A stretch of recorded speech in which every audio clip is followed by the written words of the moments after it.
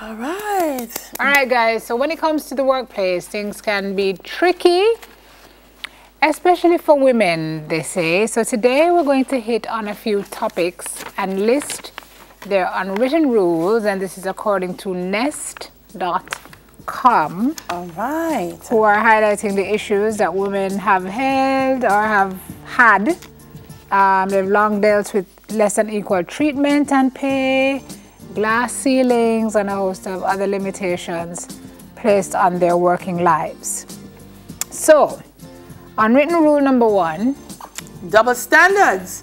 You serious? Male workers tend to be rewarded for their efficiency and hard work with promotions and leadership roles. Women who excel at a given set of tasks are appreciated for their value in their role and are often kept in place as efficient cogs in the machine. A promotion not coming. Is that still true? It is very true. Men and women are also treated differently when it comes to employee assessment and new hires. Let me tell you. While an employer will review a man's resume and ask questions about prior positions, the responses will often be taken at face value. Women will often be questioned further to prove their skills and experience rather than accepting them as fact. I want to say though, and some people are not going to agree with me, but I want to say this is particularly true when the person who is interviewing them or assessing them is a woman. Pom, pom. Pom. If the man said, Miss Jones, but you know, me not try. So you know, come and work early morning time and you say, me know it's hard to wake up, you see. And she said, all right, try a little harder next time here. Where does woman, that person work? You're always late to work. Like maybe 3 minutes, but me did have to drop the 3 children to school and nobody are late, and that's the rule, and you just need to sign the book, and if you don't sign the book, you're late. I wonder if this is still the case, but Dayla says it is. Because are we at a place now where we say we have the most female middle, well, it's really Then the manager, they talk about tell the person, so, yes. Jamaica. In Jamaica. I don't think they're aware of it, you know. The cogs in the wheel.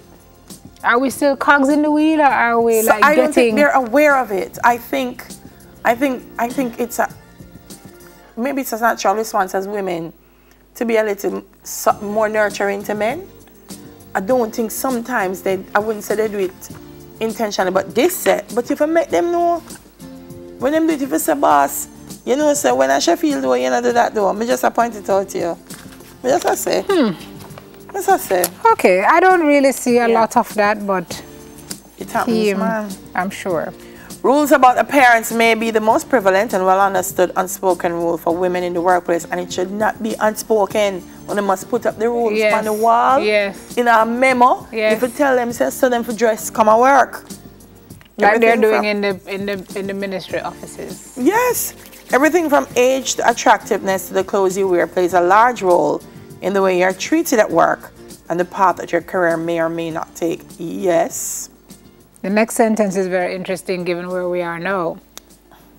Says to wear even modestly revealing outfits like sleeveless shirts or a basic skirt may invite the perception of appearing unprofessional. So we have this huge debate going on now about what women wear and where we get lit into if we have on X, and some men are saying, well, if women can be admitted to government offices with sleeveless dresses, then men must go in there in them sleeveless marina. And can we stop conflating foolishness, though? Seriously. I think there should be rules, particularly for our young people. Agreed. Because sometimes I see some young girls and they just don't know. They might go wear what them think is okay. If you don't know, you don't know. And them go wear what them think is okay. And the workplace should be someplace also where social skills are developed. So you should have something that says to them as a young girl, you know, this is how you should dress when you're coming to work. I've seen some very inappropriate things. Because they don't know. Because they don't know. Yeah. But I've also seen... And rather than tell them, Simone, them inappropriate, sneaker. And them pass and them say, what she say on you? I wish you have come and work. I wish you have come and work. Some young people don't want to hear, but some appreciate the feedback. Yeah, tell them. But I go back to the issue of what defines corporate and what corporate looks like. I mean, a sleeveless doesn't define a corporate dress. I've seen many very corporate dresses that are sleeveless. I wear a ton of them myself. I just think that discussion needs a little more debate. I see the PM says he tasked Minister Grange to look into that matter. I'm going to tell you about the sleeveless thing now. You see the sleeveless thing? Sleeveless thing, you have to in tandem with proper hygiene.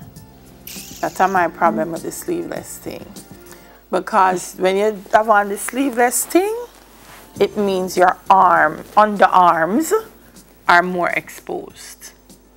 Right, so you make sure I don't want to see no bush going on that. You must not everybody do it. So that's the thing. So I don't want to see no bush growing on there. I don't want to see the baking soda. I don't want to see it. Me not talking truth. The woman just say we have a brave conversation. So some people really baking soda. Me not think no. If you don't have deodorant, you can use baking soda for sure. But I don't want to see it. Sometimes people use deodorants that are white or whatever, and it's important that they use it because of what it does. Maybe they need something a little stronger because they perspire more than other people. Me don't want to see it. Don't look under their arms. He's not a sleeveless person. I don't want to see it. Me don't mind a short sleeve, but the sleeveless, me not join the campaign because I'm big on sleeveless. Everybody can manage sleeveless. Truth be told. Well, the people who can manage it should be allowed to wear it. But you gonna know who? Because who think them can manage it? Can't manage it. Yeah, so then just like you tell the young lady who was having an issue. So you have to know, so you have to go to the ladies' room or the men's room but everybody's supposed to have a gauge, Delia. Some people don't have that gauge there. Right, so in the same way that you talk to the young lady and tell her that's not appropriate for work, then you'd have a discussion with somebody who has baking soda showing under their clothes. That's a brave discussion too. Me just not think, me is not a sleeveless. Me I tell you the truth. Me like the short sleeve. Alright. But in the office, soldier no my thing, me can't manage it. Okay. We're gonna agree to disagree on that one. Motherhood. Yes. I've actually heard people say they prefer to hire somebody if she does not have a child. So this is a real thing. Mothers are often regarded as dedicated to their families first and their work second. Okay, so that's a bad thing, apparently. This can negatively impact the benefits they receive, their consideration for promotions and raises, and their selection to high-profile projects. Because I guess you feel like, you know, at some point she's gonna. But you know, there are also some people who look at single women and they say, "Oh, she's not married and she doesn't have no children, so she's irresponsible." Really, Delia? Yes, man. Irresponsible. Or they say she doesn't have enough. She doesn't have enough at stake. If a woman has a family to provide for, she will be more committed to the work. A single woman I've never heard might that just view. go about her business. Yeah, man. What you're saying to me? Man, so either way we lose. I think that, wow. I've had male friends, or at least one male friend who said to me he felt he wasn't being treated fairly because he wasn't married. And they felt that because him not married, him irresponsible and him not focused. And so, you know, it not gone away. That's so people do apply them kind of things. Okay. Yeah. All right. What's rule number 4? Voice. Women are sometimes lost in the shuffle of the workplace because they do not take charge and make their voices heard in the same way that a man would. Sometimes them try, people don't listen. They fail to apply for positions that are not completely within their realm of experience, while men are more likely to take the chance because the man will apply for it and then give him, not the woman. Yeah. Women less likely to put your voice, them tell you, say, what you... Watch her go. It's not viewed in the same way. Like sometimes you're just seen as a problem rather than somebody who is outspoken. Right. Women are also likely to be offered less salary than men with the same credentials. Or you have more credentials and you're being offered less. And you work same hours. The output is the same. I mean, it comes from the people who believe that we're still very much so. But we have improved. And we're making strides. We're continuously improving. We have improved. So we have to just keep plugging at it, ladies, and keep showing them your worth and keep doing what you have to do. Yes, you're a walking W, ladies. Despite all the L's. All right, that's it for Girl Talk. We'll be right back. Who's someone called Ella? You should talk about? No, that's what the song says.